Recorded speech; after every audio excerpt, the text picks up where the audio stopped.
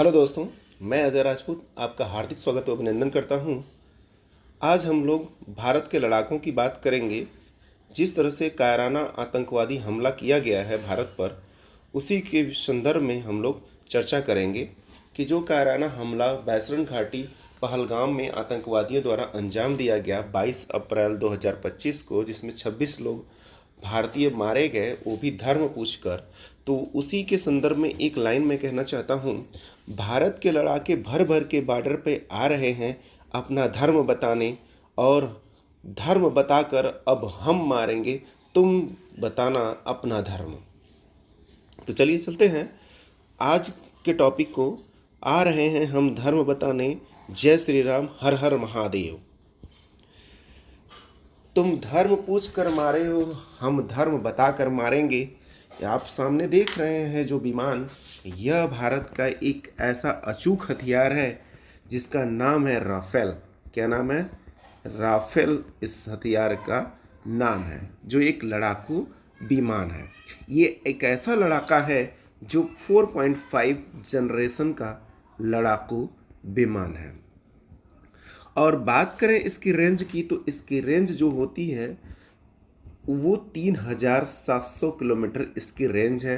बात करें अगर इसके स्पीड की, तो इसकी स्पीड 2130 किलोमीटर प्रति घंटा इसकी स्पीड है। तो दोस्तों, ये बहुत बड़ी स्पीड है। अगर बात करें इसी के संदर्भ में, इसमें हार्ड पॉइंट क्या है, हार्ड पॉइंट कितने हैं? तो हार्ड पॉइंट से तात्पर्य ये है दोस्तों कि जहाँ पर मिसाइल सिस्टम, मिसाइल लगाए जाते हैं, उसको कहते हैं हार्ड पॉइंट। और ऐसे 14 हार्ड पॉइंट बनाए गए हैं राफेल लड़ाकू विमान में, जो भारत के किसी भी विमान से सबसे ज़्यादा हार्ड पॉइंट है। अगर बात करें 14 हार्ड पॉइंटों पर कौन सी मिसाइलें लगाई जाती हैं, तो इनमें प्रमुख मिसाइल है मिटियोर। प्रमुख मिसाइल कौन सी है? मिटियोर। और दूसरी प्रमुख मिसाइल है स्कैल्प।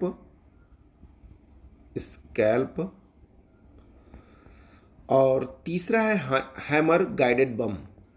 अगर बात करें मिटियोर मिसाइल की, तो इसकी मारक क्षमता 200 किलोमीटर होती है, और स्कैल्प की बात करें तो 300 किलोमीटर होती है। ये हवा से हवा में मार करने वाली मिसाइलें हैं। और गाइडेड बम जो है, हैमर बम, वो 70 किलोमीटर अपनी रेंज को रखता है। यानी एक घातक हथियार लेके, यानी घातक मिसाइल लेकर यह विमान अपने कार्य को अंजाम तक पहुंचाती है। भारत के पास ऐसी मिसाइलों की संख्या 36 है, जो कि कहाँ से खरीदा गया है? फ्रांस से खरीदा गया है दोस्तों। अभी 26 नेवल राफेल जो है ऑर्डर दिया गया है, जो जल्द से जल्द मिलने का आसार है। चलिए नेक्स्ट हम लोग बात करते हैं अपने दूसरे लड़ाका की, जिसका नाम है तेजस मार्क 2। दोस्तों, इसका नाम क्या है? तेजस मार्क 2। तो इस तरह से आपको ये बात याद रखना है। तेजस मार्क 2 ये एक ऐसा लड़ाका है जो ये भी 4.5 जनरेशन का लड़ाका होगा, और ये भारत का अपना खुद का लड़ाका होगा। और बात करें तेजस मार्क 1 की, जो अभी ऑपरेशनल है, तेजस मार्क 1 की जो है स्पीड जो है 2205 किलोमीटर प्रति घंटा है। ठीक है, यानी ये राफेल से भी तेज गति से उड़ने में सक्षम है। बात करें इसके रेंज की, तो इसकी रेंज जो है 3000 किलोमीटर। एक बार फ्यूल भरने पर 3000 किलोमीटर तक ऑपरेशन कर सकता है। और दोस्तों, इसमें हार्ड पॉइंट की बात करेंगे तो 9 हार्ड पॉइंट हैं, जिसमें इम्पॉर्टेंट मिसाइल की बात करें, अस्त्र मिसाइल व ब्रह्मोस मिसाइल सिस्टम लगाया जा सकता है। ठीक है, और भारत के पास इनकी संख्या करेंटली 36 है, और ऑर्डर जो दिया गया है 123 का, और आगे जो ऑर्डर और दिया जाना है वो 97 की संख्या में ऑर्डर दिया जाना है। नेक्स्ट हम लोगों का लड़ाका है जिसका नाम है Su-30। क्या नाम है? Su-30 MKI। ठीक है दोस्तों, ये जो है सुखोई 30 के नाम से प्रसिद्ध लड़ाका जो है 2120 किमी प्रति घंटे की स्पीड से उड़ान भरता है, और इसकी भी रेंज जो है वो 3000 किलोमीटर है। कितनी है? 3000 किलोमीटर है। और इसमें बात करें हार्ड पॉइंट की तो हार्ड पॉइंट 12 है। 12 हार्ड पॉइंट में महत्वपूर्ण मिसाइल जो है वो अस्त्र मिसाइल है, जिसकी रेंज होती है 100 किलोमीटर। और इसमें ब्रह्मोस मिसाइल सिस्टम भी जो है लगाया जा सकता है। ब्रह्मोस मिसाइल भी इसमें लगाया जा सकता है। और भारत के पास अगर बात करें इनकी संख्या की तो 272 है, और ये एक बड़ी संख्या है। किसी भी देश पर हमला करने के लिए 272 ही काफ़ी है। चलिए आगे हम लोग देखते हैं। तो ये 3 प्रमुख लड़ाके थे हमारे, जो कि आपके लड़ाकू विमान थे। और बात करेंगे आगे हम प्रमुख मिसाइलों की।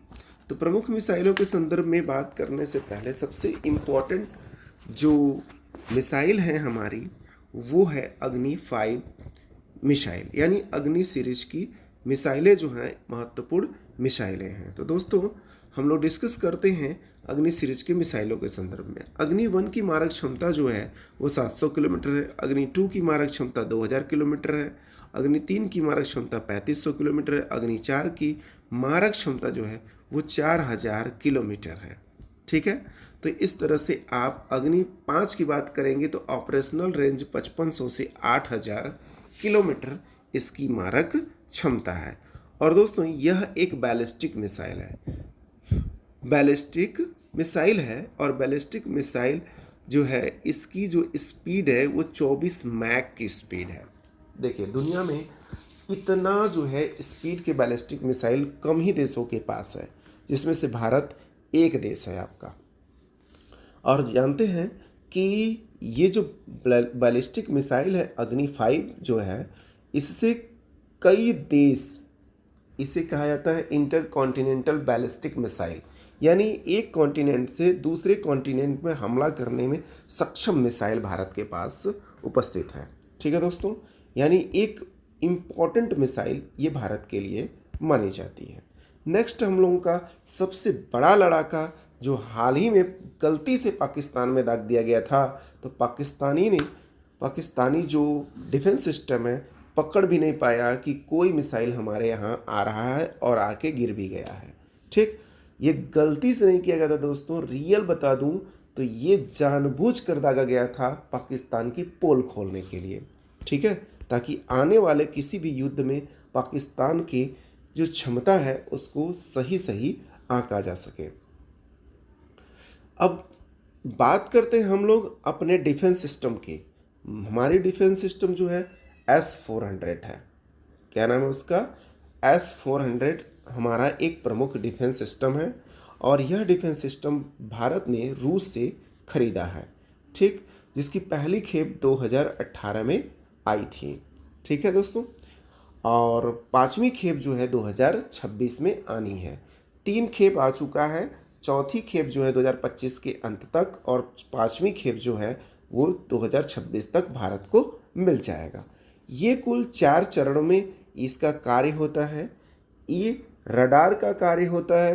कोई मिसाइल या विमान को दिशा निर्देश करना या पकड़ना, अपने मिसाइलों को दिशा देने के लिए रडार जो है वर्क करता है। जैसे कि आप देख सकते हैं फिगर 1 को देखिए तो ये एक रडार है। ठीक है, और फिगर 2 में देखिए तो ये इंगेजमेंट रडार है, जो कि इंगेजमेंट बताता है कि किस एरिया से किस एरिया की तरफ मूव कर रहा है, मिसाइल हो या लड़ाकू विमान है। तो उसी के अनुसार लॉन्च व्हीकल जो है S-400 मिसाइल सिस्टम जो है वो लॉन्च करके दुश्मन देश के विमान या मिसाइल को ध्वस्त कर देता है। तो इस तरह से वर्क करता है, और यह भारत का एक ऐसा हथियार है या ऐसा डिफेंस सिस्टम है जो भारत को बहुत मजबूती प्रदान करता है। भारत ने इसे पाकिस्तान और चाइना के बॉर्डर पर लगा रखा है, ताकि कोई पाकिस्तानी या कोई चाइनीज मिसाइल या लड़ाकू विमान भारत में प्रवेश करने न पाए। देखिए दोस्तों, ये 600 किलोमीटर पहले से ही इंटरसेप्ट कर लेता है, और 400 किलोमीटर अंदर जद में आने पर तुरंत ही इसकी मिसाइल सिस्टम जो है उनको मार गिराती है, चाहे वो लड़ाकू विमान हो चाहे वह कोई मिसाइल सिस्टम हो। ठीक है दोस्तों, तो भारत के लिए ये एक कवच है, भारत को यह कवच प्रदान करता है। आप लोगों ने कवच कुंडल का नाम सुन रखा होगा, जिसमें आप लोग कर्ण का नाम जानते हैं। तो जो S-400 है, इसके संदर्भ में और बात करें तो S-400 दुश्मन मिसाइलों को नष्ट करने की इसमें बहुत बड़ी कैपेबिलिटी है, मतलब अचूक निशाना लगाने में ये सक्षम है। ठीक है, और भारत के पास कितने स्क्वाड्रन हैं? 3 स्क्वाड्रन तैनात हैं, जो कि पाकिस्तान और चीन बॉर्डर पर लगाए गए हैं, और सतह से हवा में मार करने वाली अस्थिर मिसाइल प्रणाली है S-400। बात करते हैं हम लोग आगे अन्य मिसाइलों की। तो इस तरह का दिखता है आपका S-400, तो आप लोग देख सकते हैं इसको। अब देखिए S-400 से जो हमारी सुरक्षा होती है कुछ इस तरह से होगी। ठीक, मतलब पूरी तरह से बॉर्डर जो है सील कर देगा S-400। तो आप देख सकते हैं ये भारत है, इधर पाकिस्तान है, तो ये 4 मिसाइलें इधर डिप्लॉय की गई हैं, एक अरुणाचल प्रदेश में मिसाइल सिस्टम डिप्लॉय की गई है। ठीक, तो इसकी कैपेबिलिटी इतनी है कि कोई भी लड़ाकू विमान या कोई भी मिसाइल भारत में इंटर ही नहीं कर सकती है। दोस्तों मैं बता देना चाहता हूं कि यह मिसाइल डिफेंस सिस्टम जो है चाइना के पास है, बट उसके पास जो है 250 किमी रेंज वाली ही डिफेंस सिस्टम है, जबकि भारत के पास 400 किलोमीटर वाली मिसाइल सिस्टम है। ठीक है दोस्तों, चलिए देखिए ये वो व्यक्ति है असीम मुनीर, पाकिस्तान की आर्मी चीफ है ये, और ये एक ऐसा घूसखोर व्यक्ति है कि आर्मी के बजट का पैसा उठा कर दुनिया के बहुत सारे देशों में इसने बंगलों खरीद रखे हैं, और उसमें अपने परिवार को देखिए युद्ध की स्थिति में सबसे पहले अपने परिवार को इसने पाकिस्तान से भगा दिया है। और पाकिस्तान की जनता बौखलाई हुई है कि जब हम पाकिस्तानी लड़ने के लिए तैयार हैं तो आप अपनी फैमिली को क्यों बाहर भेज रहे हैं। और जो है पाकिस्तानी क्रिकेटर भी भारत के पक्ष में बोल रहे हैं।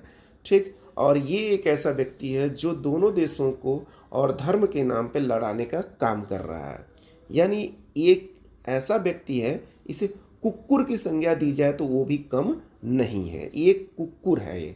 ठीक है, जो भगौड़ा कभी भी भाग सकता है पाकिस्तान छोड़ के। ये बात करते हैं यहाँ भारत के पास अन्य मिसाइलों की। तो दोस्तों अन्य मिसाइलों के संदर्भ में अगर बात किया जाए तो प्रमुख मिसाइलों में आप देख सकते हैं ब्रह्मोस, जिसकी मारक क्षमता जो है आप सभी को पता है कि ब्रह्मोस की मारक क्षमता जो होती है वो 300 से 500 किलोमीटर, सामान्य ब्रह्मोस 290 किलोमीटर। जो भारत और रूस के ज्वाइंट वेंचर से ब्रह्मोस मिसाइल बनाई गई थी। ब्रह्मोस में देखिए BRAH स्पेलिंग जो है ब्रह्मपुत्रा नदी के नाम से लिया गया है, और MOS जो है रूस की मास्कोवा नदी के नाम से लिया गया है।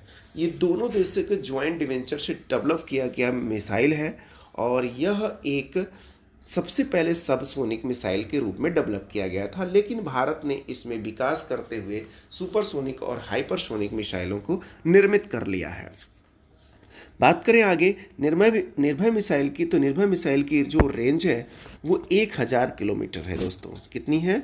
1000 किलोमीटर, और यह भारत की सबसे लंबी दूरी मार करने वाली क्रूज मिसाइल है। कैसी मिसाइल है? क्रूज मिसाइल है। ठीक, अगला प्रश्न है, अगली मिसाइल है प्रहार। प्रहार की जो रेंज है वो 150 किलोमीटर है। और बात करें पृथ्वी 2 की, तो पृथ्वी 2 जो है इसकी रेंज 250 किलोमीटर बताई जाती है पृथ्वी 2 की, और यह सतह से सतह मार करने वाली मिसाइल है। और अग्नि सीरीज की जो मिसाइलें हैं सतह से सतह मार करने वाली मिसाइलें हैं। और बात करें इसमें अन्य मिसाइलों की, जैसे धनुष हो गया, धनुष जमीन से जमीन हो गया। अस्त्र मिसाइल की बात करें, हवा से हवा हो गया।